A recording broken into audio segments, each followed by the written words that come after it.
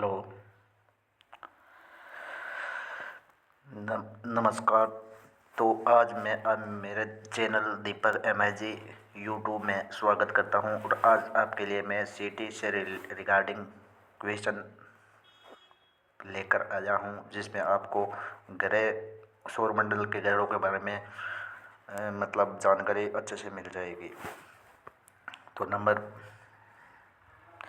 Question से शुरुआत करते हैं। तो बसो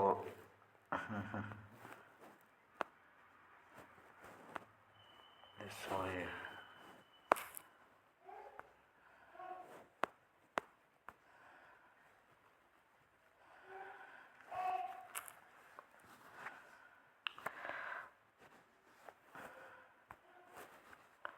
तो हम शुरुआत करते हैं 124 नंबर क्वेश्चन से।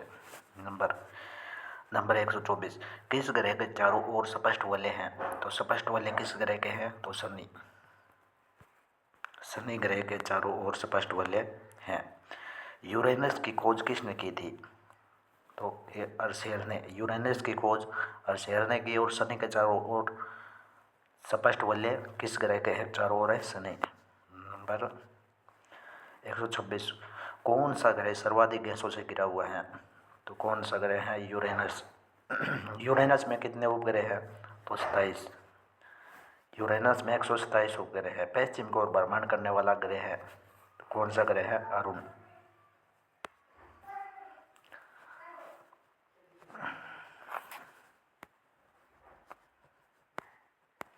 वरुण। शनि ग्रह को सर्वप्रथम किस खगोलीय शास्त्री ने देखा था? तो शनि ग्रह को किसने खगोलीय शास्त्री ने देखा था? गैलीलियो ने। नंगी आंखों द्वारा दिखने वाला सबसे दूर का ग्रह कौन सा है? शनि। शनि ग्रह के चारों ओर पाए जाने वाले बल्लियों की संख्या कितनी होती है? तो 7। सौरमंडल का सबसे कम घनत्व वाला ग्रह कौन सा होता है? तो शनि। सौरमंडल का दूसरा सबसे बड़ा ग्रह कौन सा होता है? तो इसका भी शनि। तो नेक्स्ट क्वेश्चन की तरफ चलते हैं। ये लो नेक्स्ट क्वेश्चन। तो इसमें नेक्स्ट क्वेश्चन में क्या है? सूर्य के गिर्द में निम्नलिखित में से कौन सा ग्रह अधिकतम समय लेता है? तो कौन सा ग्रह लेता है भाई? तो बृहस्पति। सौरमंडल का सबसे बड़ा उपग्रह निम्न में से कौन सा है? गैनीमेड। तो सौरमंडल का सबसे बड़ा उपग्रह गैनीमेड है। शनि ग्रहों में से किन के चारों ओर वलय हैं? तो शनि। नासा के किस से संबंधित मिशन का नाम जुना है? तो इसका बृहस्पति लिख भी देता हूँ। सौरमंडल के बड़े उपग्रहों में से एक टाइटन निम्न में से किसका उपग्रह है? तो इसका भी शनि। तो चलते हैं नेक्स्ट क्वेश्चन की ओर।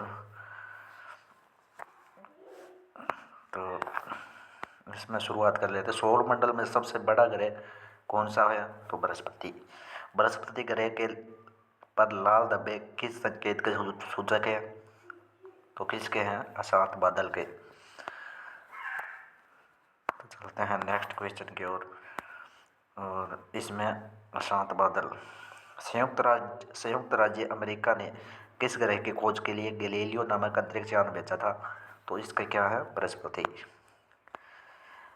मैगेलन अभियान किस ग्रह से संबंधित है? मैगेलन अभियान किस ग्रह से संबंधित है? बृहस्पति। तो आगे क्या है? शुमेकर लेवी 9 धूमकेतु किस ग्रह से टकराया था? तो शुमेकर लेवी 9 धूमकेतु किस ग्रह से टकराया था? बृहस्पति। चलते हैं नेक्स्ट क्वेश्चन की ओर। तो नेक्स्ट क्वेश्चन आगे ये देखिए, किस ग्रह में पृथ्वी के अलावा अन्य जीवन की संभावना है, क्योंकि वहाँ पर्यावरण जीवन के लिए बहुत ही अनुकूल है?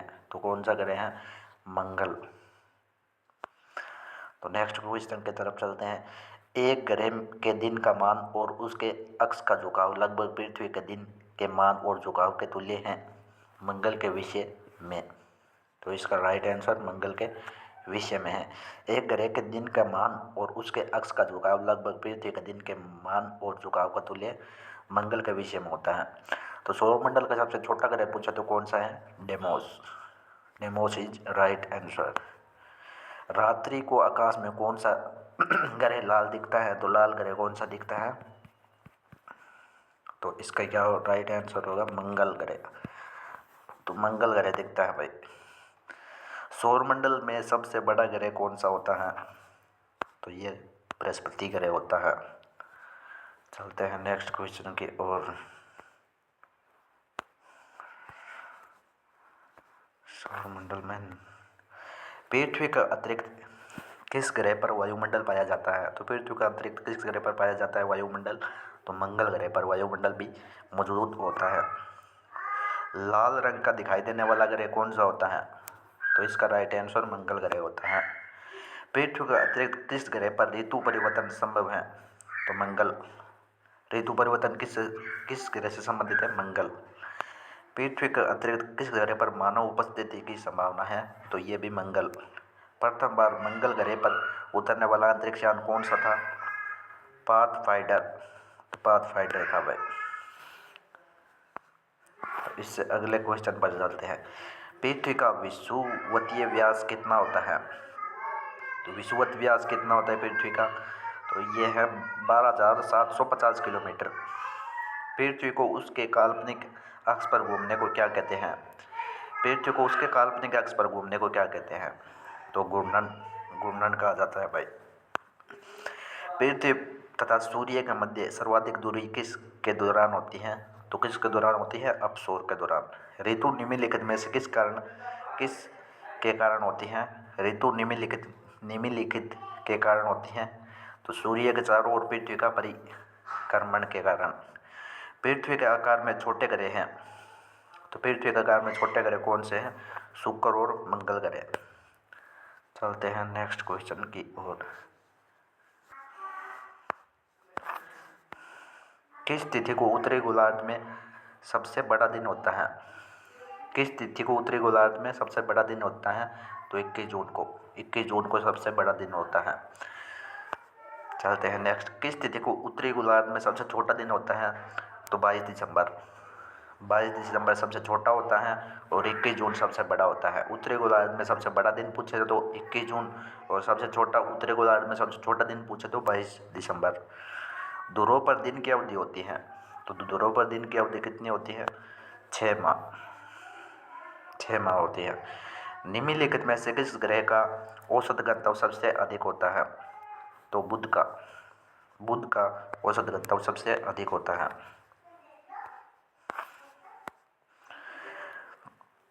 किसने सबसे पहले पृथ्वी की परिधि को मापा था? पृथ्वी की परिधि को सबसे पहले किसने नापा था? तो इरेटोथर्सनीज ने नापा था भाई। पृथ्वी का ध्रुवीय व्यास उसके विषुवतीय व्यास से कितना कम है? तो 43 किलोमीटर। चलते हैं नेक्स्ट क्वेश्चन की और नेक्स्ट क्वेश्चन क्या है भाई? देखिए, यह सर्वप्रथम प्रतिपादित किया था कि सूर्य हमारे सौरमंडल का केंद्र है और पृथ्वी उसकी परिक्रमा करती है। तो यह बात किसने कही थी? कोपरनिकस ने। कोपरनिकस ने कहा था कि प्रतिपादित किया था कि सूर्य हमारे सौरमंडल का केंद्र है और पृथ्वी उसकी परिक्रमा करती है। तो ये बात कोपरनिकस ने कही थी। जब दिन और रात की अवधि बराबर होती है तो सूर्य की किरणें सीधी पड़ती है। तो कहाँ पड़ती है? भूमध्य रेखा पर। जब दिन और रात की अवधि बराबर होती हैं तो सूर्य की किरणें सीधी भूमध्य रेखा पर पड़ती हैं। यदि पृथ्वी पर अंतरिक्ष के बीच से वायुमंडल को हटा दिया जाए तो आसमान का रंग कैसा होगा? तो काला।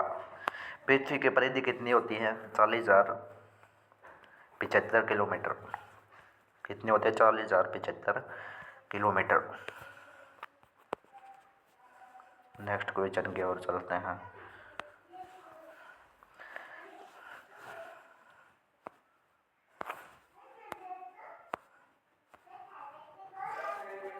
इक्कीस जून के दिन का प्रकाश उत्तरी ध्रुव पर दिखाई देता है। तो 21 जून का दिन का प्रकाश कितना दिखाई देता है? 24 घंटे दिखाई देता है भाई। दूरी की दृष्टि से तृतीय क्रम में कौन सा ग्रह है? दूरी की दृष्टि से तृतीय क्रम में कौन सा ग्रह होता है? तो ये होता है पृथ्वी। दूरी की दृष्टि से पूछे तो तृतीय क्रम में पूछे तो पृथ्वी है भाई। पृथ्वी अपने परिक्रमण मार्ग पर परिक्रमा करते हुए अपने अक्ष द्वारा कक्ष तल पर कितने डिग्री का कोण बनाती है? तो 66 सही 1 सही 2 डिग्री का कोण बनाती है। किन तिथियों को सूर्य की किरणें विषुवत रेखा पर सीधी पड़ती हैं? तो 21 मार्च तथा 23 सितंबर को। 21 मार्च और 23 सितंबर को सूर्य की किरणें विषुवत रेखा पर सीधी पड़ती हैं। तो आगे, कौन सा तारा पृथ्वी के सर्वाधिक समीप है? तो कौन सा है भाई? सूर्य है। चलते हैं नेक्स्ट क्वेश्चन। 21 जून को दिन का प्रकाश उत्तरी ध्रुव पर दिखाई देता है, तो 24 घंटे। दूरी की दृष्टि से तृतीय क्रम में कौन सा ग्रह है?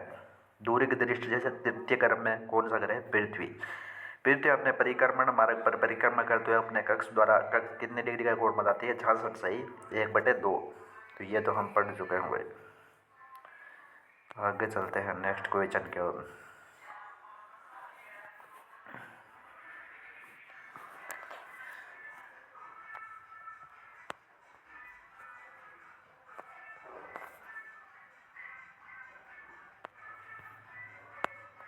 पृथ्वी की उपसौर स्थिति किस महीने में होती है?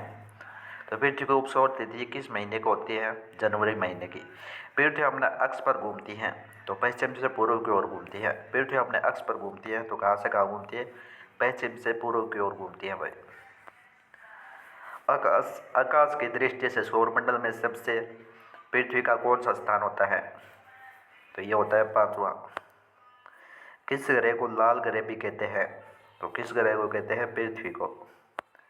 पृथ्वी स्थित है शुक्र और मंगल के मध्य। शुक्र और मंगल के मध्य पृथ्वी स्थित है भाई। किस दिन पृथ्वी सूर्य के सबसे निकट होती है? तो 3 जनवरी को होती है।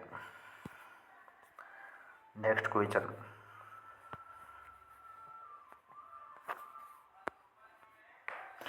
ग्रहों में किसे सौंदर्य का देवता कहते हैं? तो शुक्र ग्रह को सौंदर्य का देवता कहा जाता है। सुपरनोवा है एक मृत प्राय तारा है। सुपरनोवा एक मृत प्राय तारा है। उत्तरी ध्रुव की खोज किसने की थी? तो किसने की थी भाई? रॉबर्ट पीरी ने। साउथ पोल पहुंचने वाला प्रथम व्यक्ति कौन था? एमंडसेन था भाई। पृथ्वी का सबसे निकटतम खगोलीय पिंड कौन सा है? तो पृथ्वी का सबसे निकटतम खगोलीय पिंड कौन सा है? पृथ्वी, चंद्रमा।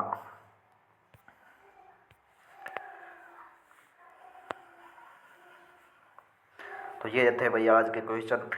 आप मेरे चैनल को सब्सक्राइब करो, लाइक करो और ज़्यादा से ज़्यादा शेयर करो। और ऐसे ही वीडियो देखने के लिए हमें फॉलो इंस्टाग्राम पर फॉलो भी कर सकते हो।